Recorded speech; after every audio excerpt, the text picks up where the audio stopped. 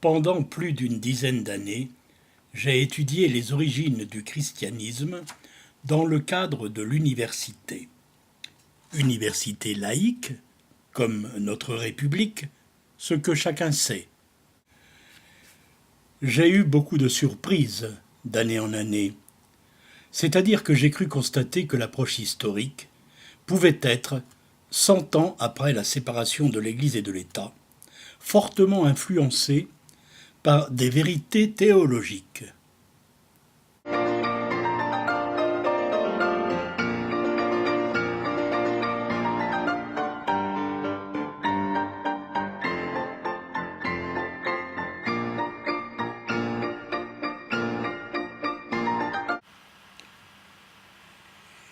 Les facultés de théologie de l'État furent fermées en 1885.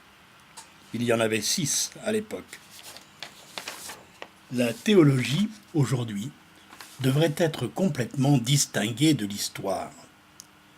Tel n'est pas le cas. Pour qu'il en soit peut-être un jour ainsi, j'ai voulu apporter ma contribution en écrivant quelques livres, dont voici les 4 premiers.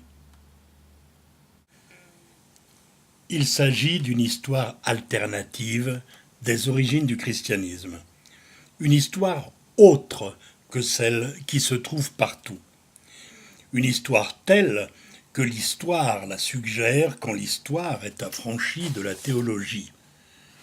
Une histoire alternative est celle qui dit ce que les autres ne disent pas, qui dit ce que la théologie a toujours empêché et empêche encore que l'on dise.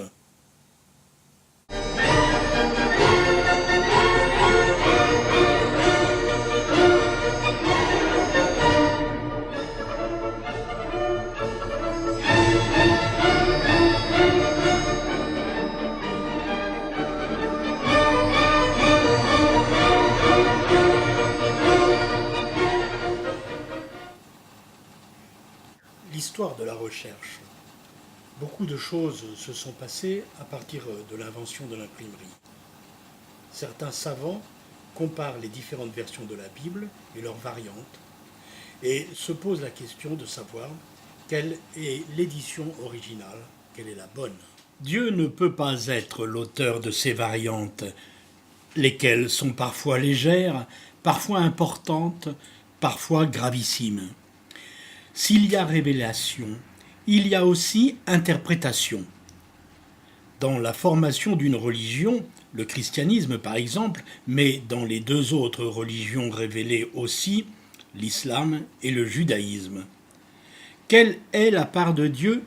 Quelle est la part des hommes? On en est toujours à ce questionnement aujourd'hui. Concernant le christianisme, ce livre retrace les différentes formes qu'a revêtu ce questionnement durant 4 siècles.